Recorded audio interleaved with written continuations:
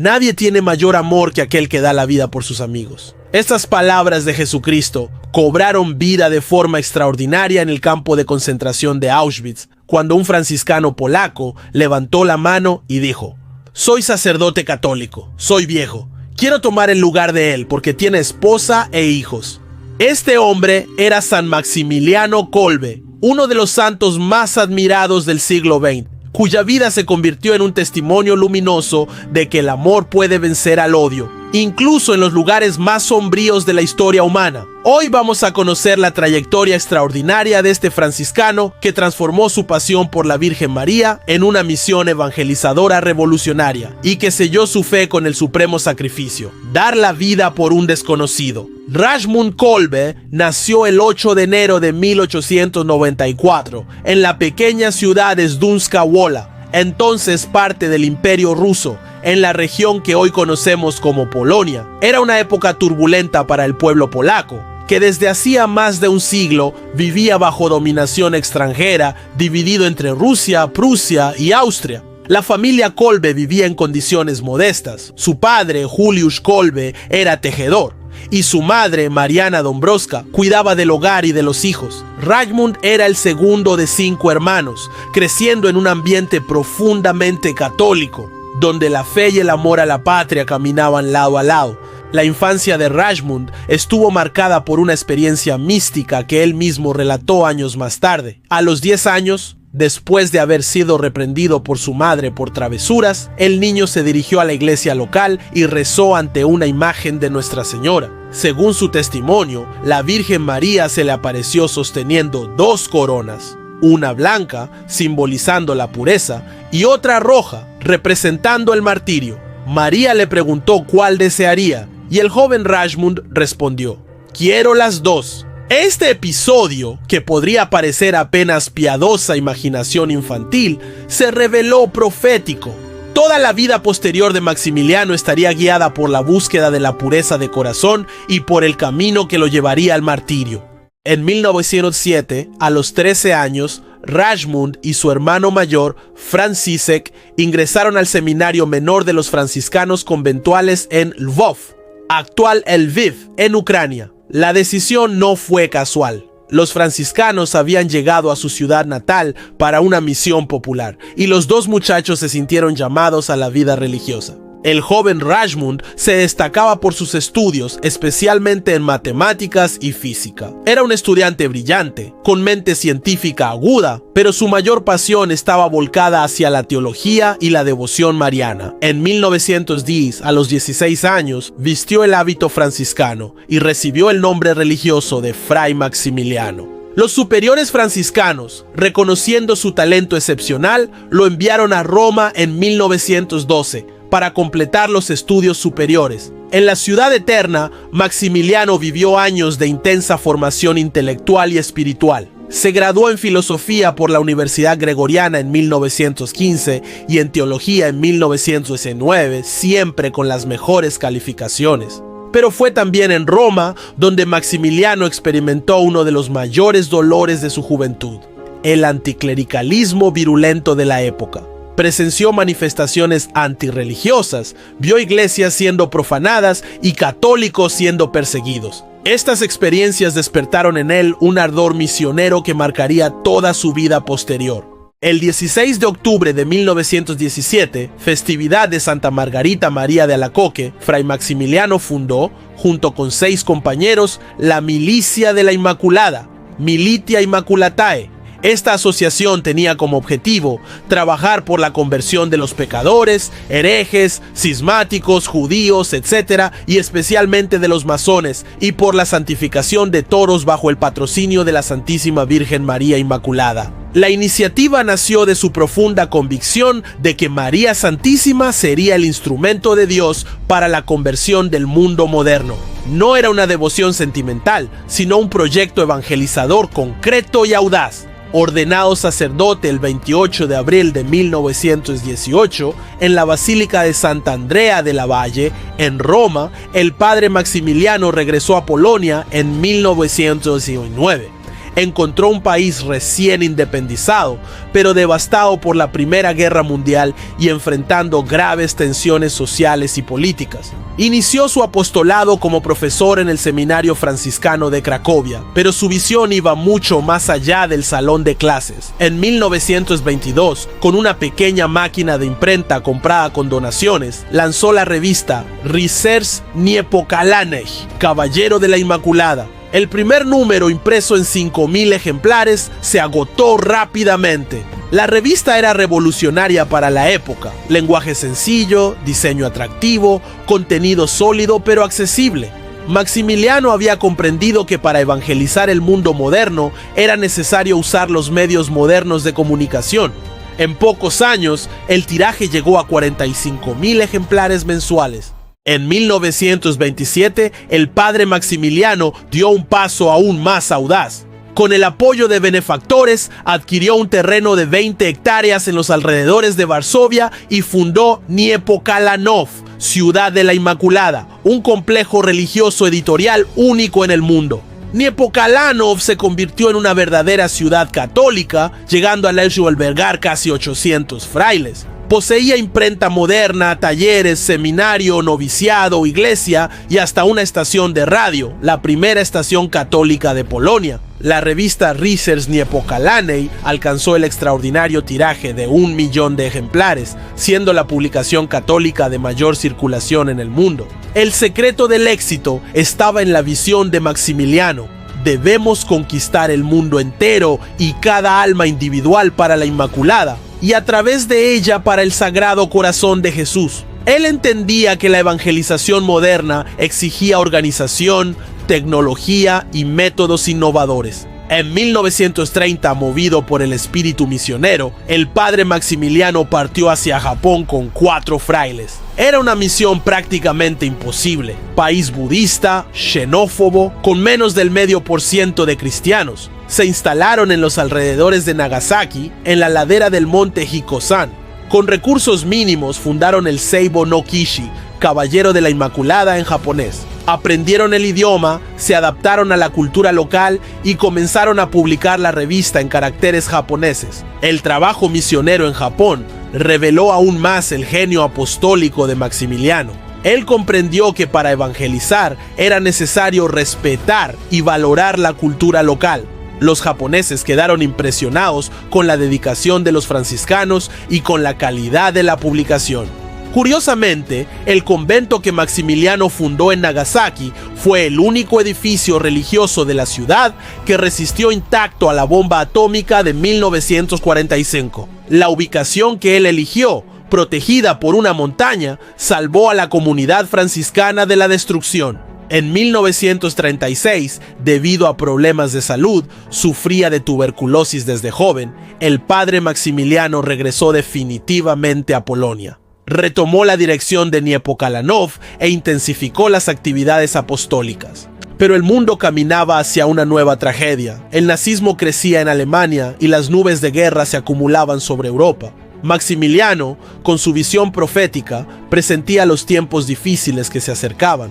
El 1 de septiembre de 1939, Alemania invadió Polonia, iniciando la Segunda Guerra Mundial. Niepokalanów fue inmediatamente ocupada por las tropas alemanas. La mayoría de los frailes fue dispersada, pero Maximiliano permaneció con algunos compañeros, decidido a continuar su misión aún bajo ocupación. Los nazis toleraron temporalmente la presencia de los franciscanos, pero prohibieron cualquier actividad editorial. Maximiliano transformó entonces Niepokalanów en centro de asistencia a los refugiados. El complejo albergó hasta 3.000 personas, incluyendo 2.000 judíos que huyeron del gueto de Varsovia. La situación se volvió insostenible cuando los nazis descubrieron que Niepokalanów estaba sirviendo de base para actividades de resistencia. El 17 de septiembre de 1940, el padre Maximiliano fue arrestado por la Gestapo, junto con 4 frailes. Inicialmente llevado a la prisión de Pawiak, en Varsovia, Maximiliano fue sometido a interrogatorios brutales. Los nazis querían información sobre la red de resistencia y sobre las actividades subversivas de los franciscanos. Pero el santo permaneció firme, protegiendo a sus compañeros y refugiados. En febrero de 1941 fue deportado al campo de concentración de Auschwitz, recibiendo el número de prisionero 1670. A los 47 años, tuberculoso y frágil físicamente, enfrentó las condiciones inhumanas del campo de exterminio más temido del régimen nazi. En Auschwitz, el padre Maximiliano se convirtió en un faro de esperanza en medio del horror absoluto. Aún prohibido de ejercer funciones sacerdotales, continuaba celebrando misa clandestinamente, escuchando confesiones y consolando a los compañeros de sufrimiento. Los prisioneros lo describían como un hombre transfigurado. Mientras otros se consumían en la desesperación, él mantenía una serenidad sobrenatural. Compartía su escasa ración de comida, cuidaba de los enfermos, rezaba por los moribundos. Para él, Auschwitz se había convertido en su último púlpito. Franciszek Gajowniczek, un sargento del ejército polaco que se convertiría en protagonista del acto supremo de Maximiliano, testimonió: era como un príncipe en nuestra casa de esclavos. Nunca perdía la paz. De alguna manera, siempre encontraba tiempo para una palabra de consuelo, una oración. En julio de 1941, un prisionero escapó del bloque 14 de Auschwitz. Como represalia, el comandante Karl Fritsch ordenó que 10 hombres del mismo bloque fueran seleccionados para morir de hambre en el búnker subterráneo, uno de los castigos más crueles del campo. Cuando Franciszek Gajowniczek fue elegido, gritó desesperado: «Mi pobre esposa, mis hijos, nunca más los veré».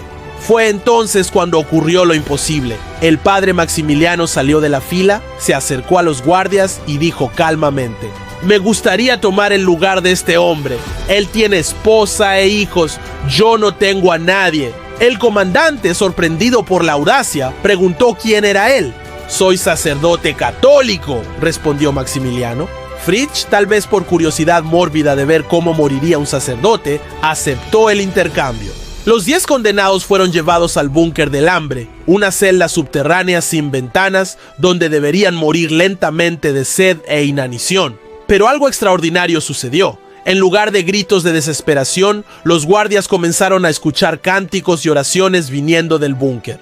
Bruno Borgoviec, prisionero alemán responsable de la limpieza de los búnkers, testimonió: «Ellos rezaban y cantaban. El padre Kolbe los conducía en la oración. A veces recitaban el rosario todos juntos, a veces cantaban himnos. Era impresionante escuchar esas voces viniendo del búnker».